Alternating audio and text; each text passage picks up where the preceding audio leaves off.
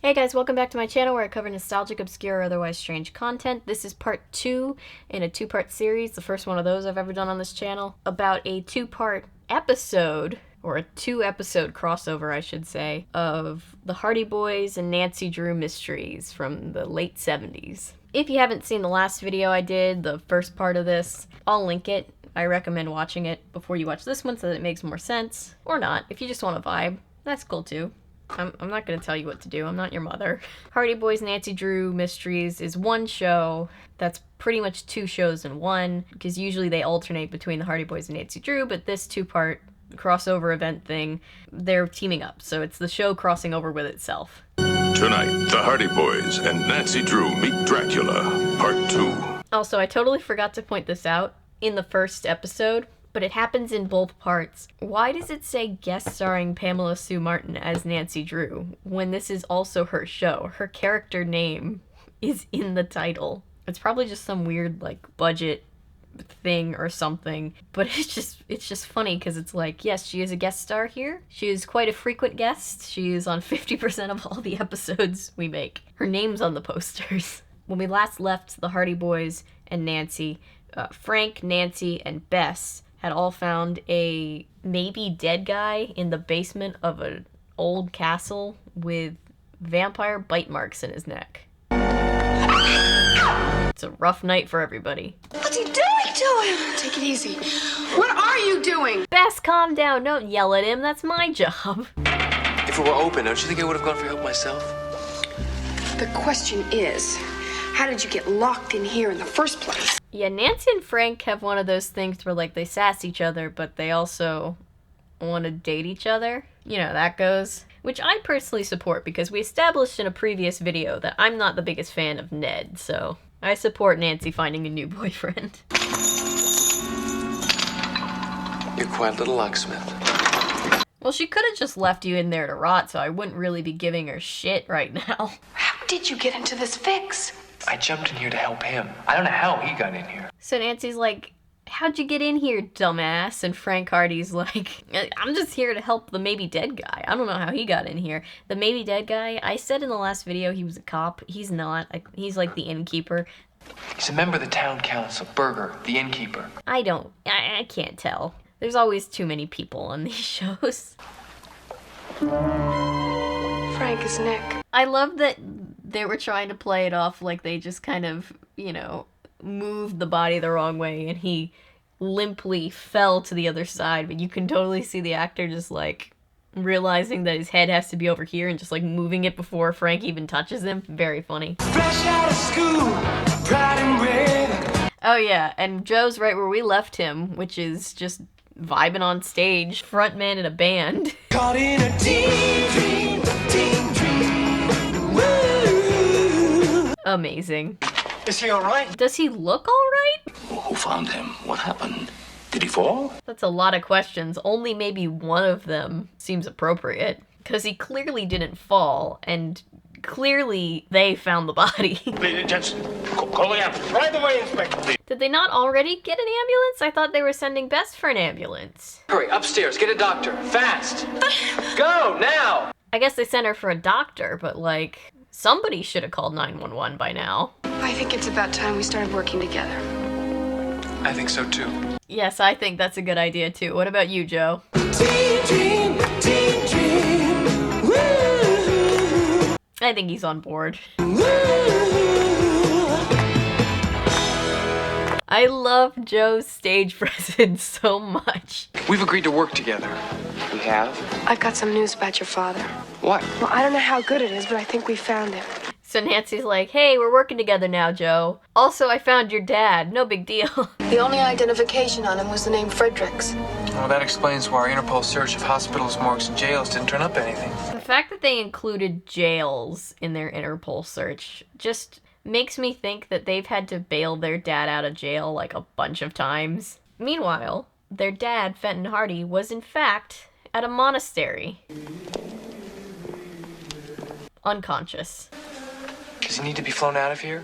Does he need some sort of special treatment in Vienna or Paris? So Frank kind of takes this news better than Joe. He's kind of just like in the planning stages of dealing with crisis.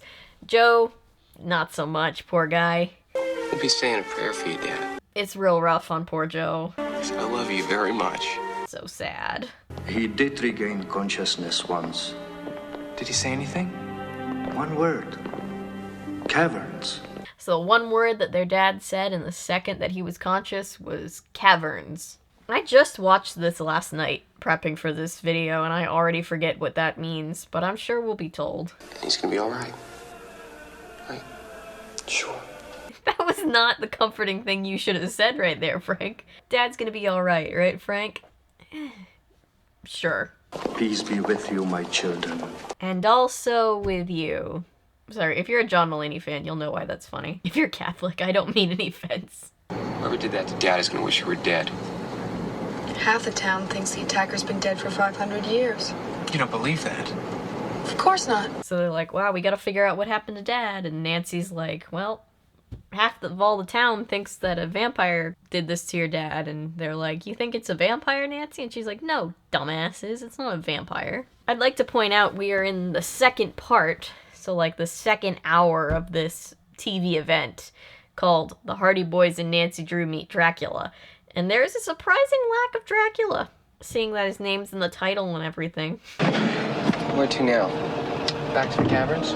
Oh, right, the caverns are the underneath the in the cat. I get it. I'm caught up now. It's been a long day. This is what Dad meant by caverns? Yeah. It's weird that they wrote that into the show as a clue because they already know about those. Like, it's not a very big clue. They were probably gonna go back there anyway. They get attacked by a very real-looking bat. I genuinely thought the first time watching this that it was gonna come out that there was like a fake bat that somebody was like puppeteering to scare people away like in Scooby-Doo. But nope, that's supposed to be a real bat. There was another episode, I think it was the Nancy Drew episode I covered a while back that also had a very subpar bat effect. It's kind of the show's thing. Oh shit, there he is. There's our blood boy. It's not the correct way to put it. Maybe we better come back tomorrow. Might not be a bad idea to get a good night's sleep. I also don't know why there was a point in showing them being stalked because nothing happens. They're just like, okay, let's go to bed. And they're like, okay. And presumably the vampire man that was following them in, since there really is only one way in, just kind of had to scurry on out of there before he was seen.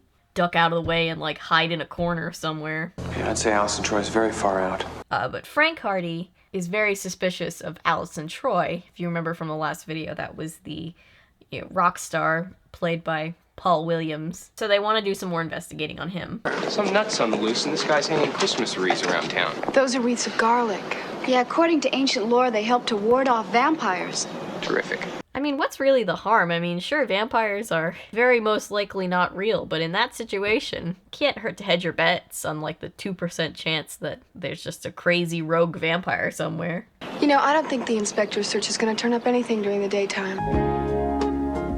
That was a very abrupt cut to the next night. It's like Nancy had to remind them that they were actually supposed to be at night the entire time. There was no point in showing them walking around during the day. So the next night, while Allison Troy is performing at the concert again, Joe rifles through his trunk. Looking out for you. I like the Frankenstein just like romantically swaying with his date. But anyway, while that's happening, Nancy and Frank are breaking and entering into the guy's hotel room. Not bad. Thank you.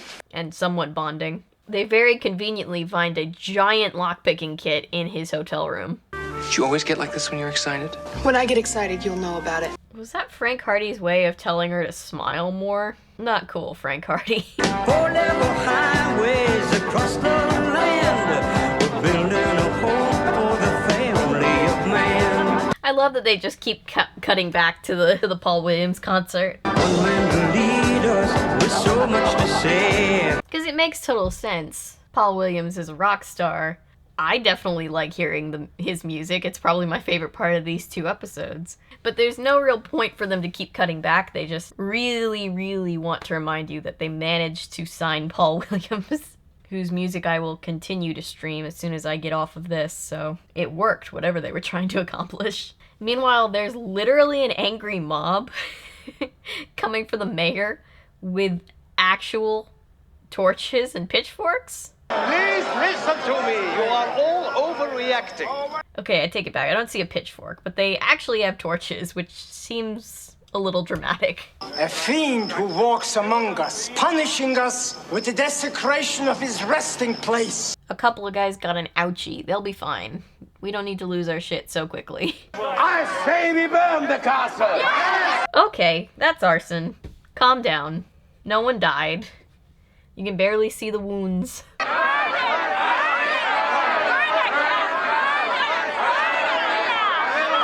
I like that they just keep looping the sound of that one lady saying, "Burn it!" like 20 times. There have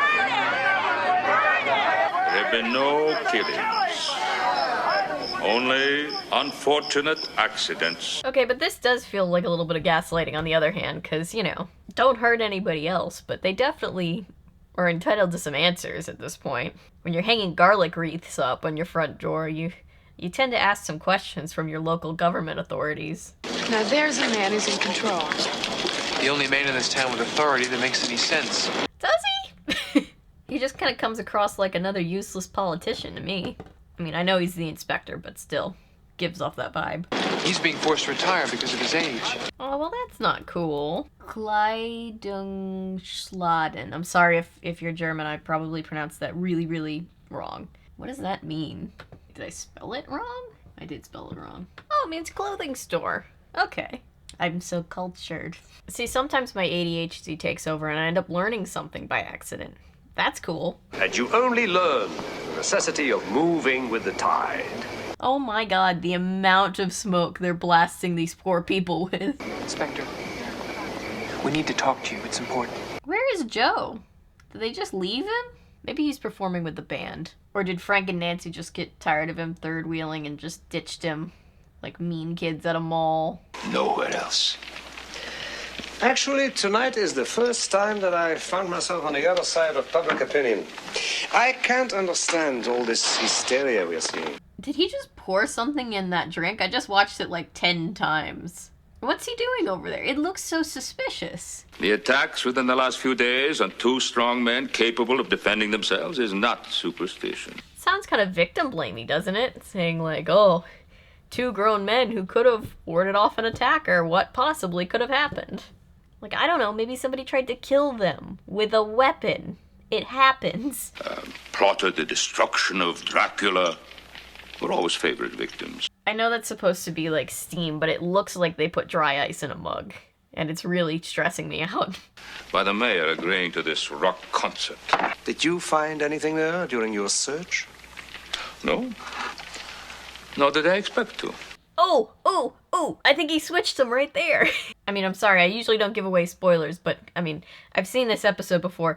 I know he switches them right there, but it's like, I didn't catch it the first time. It's so obvious. How did nobody catch it? We found a set of burglary tools in Allison Troy's room. Burglary tools? Burglary tools sounds like an unnecessarily fancy way of saying lockpicking kit. But wait, you left one word out, Frank. What's that? Conveniently. We conveniently found a set of burglary tools in Allison's room. So they tell these guys about the lockpicking kit that they found in the rock star's room, and then Nancy points out that it looked like he was being framed because it was just super obvious, and nobody listens to her. Regular comedian, don't you agree? Thank you. No, I don't. Me neither. Well, all of you are beginning to make a believer out of me. That was such an unnecessary. That was such an unnecessary push-in on Nancy's face. So they leave, just walk out into a massive amount of smoke that's been pumped into the air. Oh my god. And then the mayor locks himself in his office. That's very important. Remember that for later. Are you going back to the concert tonight? Seriously, guys, there's so much smoke. I can't see anything. Joe will keep us informed if there's something we should know about. I hope he's all right. Joe? It'd take more than Dracula to get in his way. I love this. Frank's trying to hit on Nancy some more, and Nancy's like, wow, I sure hope your brother's okay. And he's like, pshh, he's fine. Who cares about him? Oh, and here comes that stalker person again. Make it so hard for the family man. Make it so hard. And now Joe and Allison are kind of doing like a tag team duet. I am so amusing, I can't stand it sometimes. We wish you a good night and bad dreams. Bye.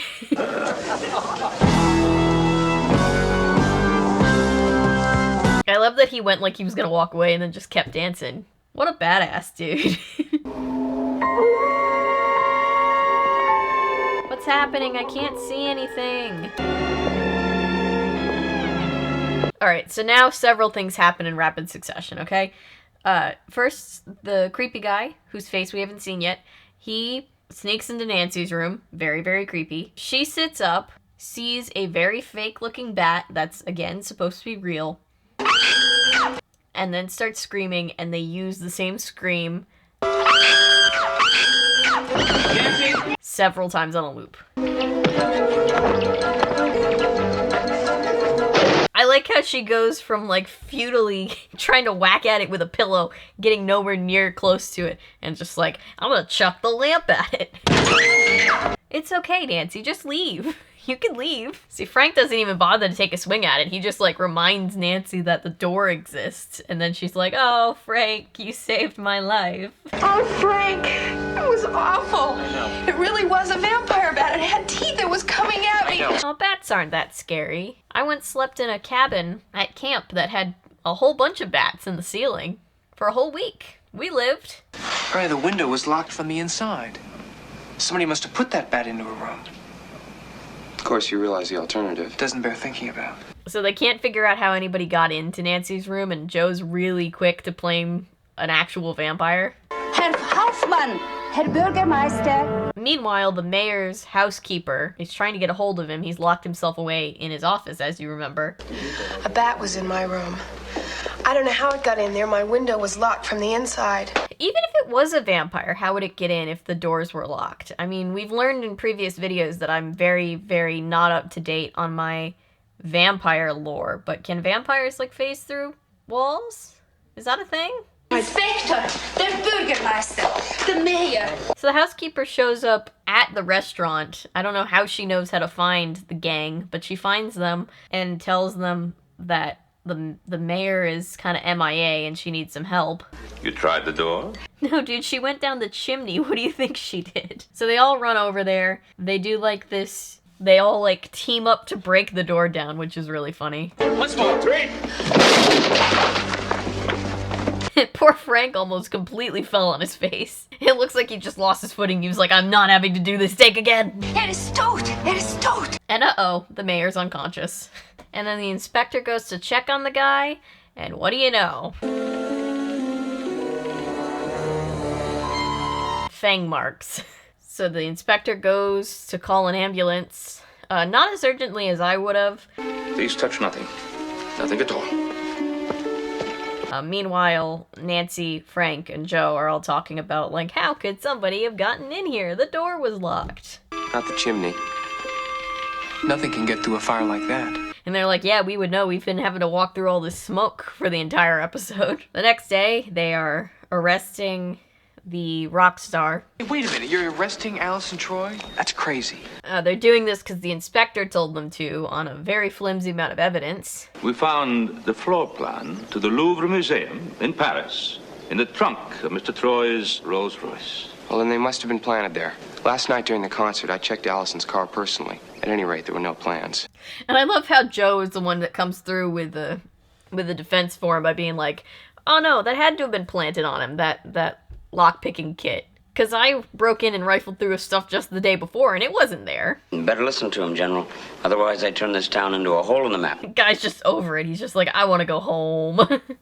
If there's the slightest chance, I mean, we couldn't afford litigation of this sort. Yeah, that's a pretty gutsy move to just unfairly arrest a rock star. Rock stars tend to have a lot of lawyers, dude. There's got to be a connection between the robberies and the assaults on Mr. Berger, my father, and the mayor. Okay, every time they say Mr. Berger, all I can think of is the Burgermeister Meisterburger from Santa Claus Is Coming to Town. You realize there's only one alternative. Only that some supernatural force. No supernatural force. Sam and Dean Winchester just like break down the door. It's nearly 3 decades too early for that, but you know. Is it coincidence that each victim so far has been found just in time to save his life? So what does this inspector do? He shows up at the hospital to accuse the mayor, who's just recovering from this near-death experience, of fabricating all of this, which seems a little bit crazy. How did you get that minor little wound in the neck when you were in a room locked from the inside? Yeah, you better have a good explanation if you're thinking this guy stabbed himself in the neck. Why would he do it? It seems that our mayor had political aspirations beyond our tired little village. Well, that explains almost nothing, sir. Will you consider it? Hi? So now they ask the inspector to be the mayor. I have no political ambitions, no. Precisely why you're the only logical choice. And he does the thing where he's like, no, I couldn't possibly. And they're like, please. He's like, oh, okay, well, if you say so. I will do as the council wishes. I don't trust this guy. He's giving me, like, real Hans from Frozen vibes. Well? Well. Dynamite dialogue. If I had a pen, I'd jot it down to use when I'm old enough to date. Dynamite dialogue. Wish I had a pen. I'd jot it down to use when I'm old enough to date. Hey, I just said that. Do you know how many takes it took me to get that, and I don't even think I said it right any time? Such a mouthful line. From what I hear, your evenings make Dracula look like a day person. Well, I have been known to stay up to 11 o'clock. Okay, I hate this. For real, though, all the dialogue is just awful. I love it.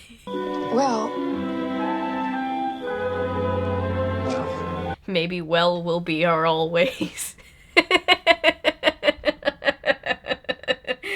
Oh, I feel so old. Okay, I'm sorry. When did Joe and Bess become a thing? Did I miss something? Well. Even Frank and Nancy are like, what the hell? What are we doing back here? Joe, Dad would want us to follow through. So Frank drags Joe back out to the castle because he's not convinced, as he shouldn't be, that the case is actually closed.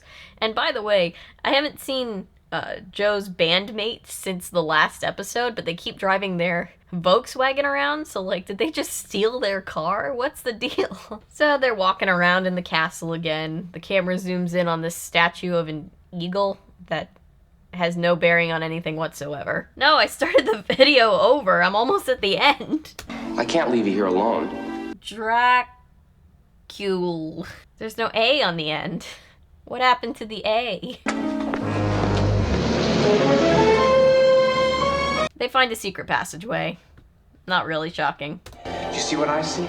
Transylvania, 700 AD. Looks like some kind of time warp in here. Yeah, someone's warped. Frank's like, aha! Do you see what I see, little brother? And Joe's like, what the hell? Where are we? These are the museum robberies. Every last one of them. Oh yeah, remember all the stolen paintings from the last episode? No? Well, they found them. Good for them. Look at these paintings. I feel like if you had like an actual Renaissance painting, you wouldn't just haphazardly roll it up like Nicolas Cage did to the Declaration of Independence and National Treasure. It'd probably ruin it. You should not have come here. Jesus. This old castle is dangerous. So yeah, the inspector that basically everybody knows is guilty at this point shows up. You were being forced to retire. It's kind of a thankless finish after a career like yours. And you were expert enough to pull off all these art thefts. Yeah, so he was being forced to retire, so he did what any person would do in that situation. He stole a bunch of art from art galleries all over the world and then committed a bunch of almost murders on people. You know how people are when they have to retire. Remember, when we broke down the door, it was you who ran to the mayor first. You blocked our view from your victim while you directed us to keep the housekeeper from seeing what was going on. That's when you inflicted the wounds on the mayor. Yeah, so they basically explain how he did it. They don't really explain everything so much as they mostly just explain the mayor thing.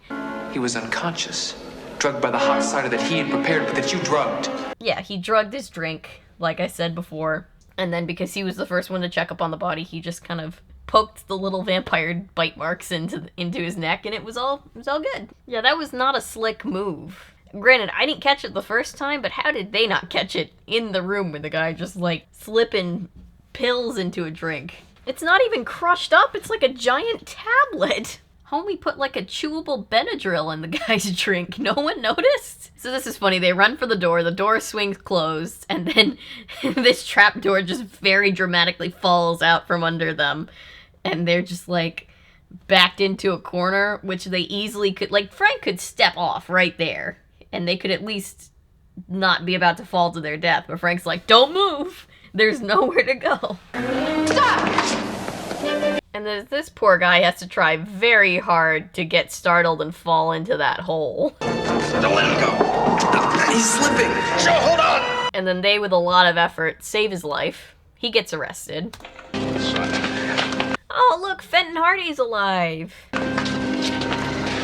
Dad. That was the most awkward hug I've ever seen. Joe, like, gave his dad, like, a real hug, and Frank was like, Papa! Hey! I'm sorry it turned out the way it did. You seem to me to be one of the most competent men I'd ever met in police work. Yeah, don't trust the cops, dude. And then, are you guys ready for the weirdest twist I've ever seen? The cop handcuffs the inspector to himself, which is a weird move to begin with, but anyway. He swings open this cabinet door and there's a mirror, and Joe's just looking in the mirror and realizes that you can't see the inspector. Seeing as they're no vampires. There never were. He has no reflection. Frank? Frank? He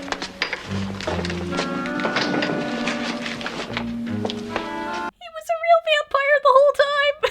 Frank, I think we should have a little chat about vampires. So I'm supposed to believe, based off of that last scene, that a real vampire was faking being a vampire. For what?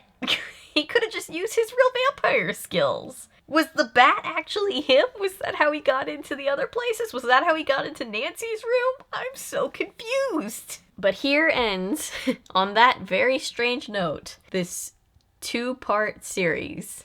I hope you guys have enjoyed it. Let me know what you think. Let me know what other mystery shows you want to see covered in the future. But I'm gonna wrap up the video here. I've been filming for a good chunk of time today. I am sorry that I'm losing my voice at this point. Thank you for being here. Thank you for watching, liking, commenting, subscribing, sharing. Everything you do to support this channel means the world to me. As of recording this, we are about 7 subscribers away from hitting 1,000. So maybe by the time you're watching this, we already have hit 1,000, in which case, either way, I just want to say thank you for all of the support that you guys show this channel. It means a lot to me. That what started out as just like a quarantine project ended up being something that's built like a community around it, and I'm really grateful for that, you guys. And you know, if there's one thing I want you guys to take away from this, it's that if there's any like project or anything you've wanted to start or you know, something you've wanted to do and you didn't give it much thought because you thought you couldn't, just know that you totally can. Like, if there's anything you can take away from this channel, it's that if I can start a channel at like the worst time of my life and let it grow into something really positive for all of us, then you guys can do whatever you want, man. Like, I didn't think anybody was gonna watch this. You know, and I truly, like I say, thanks to you guys, this is technically a YouTube channel, because that is 100% true. Without you guys, I probably wouldn't be sitting here right now. I just appreciate you guys, so thank you so much. And of course, if you're new here and you're a fan of nonsense, maybe consider sticking around because I post nonsense all the time. And remember, my name is Avery. I'm a YouTuber if you say so, because thanks to you guys, this is technically a YouTube channel. Bye.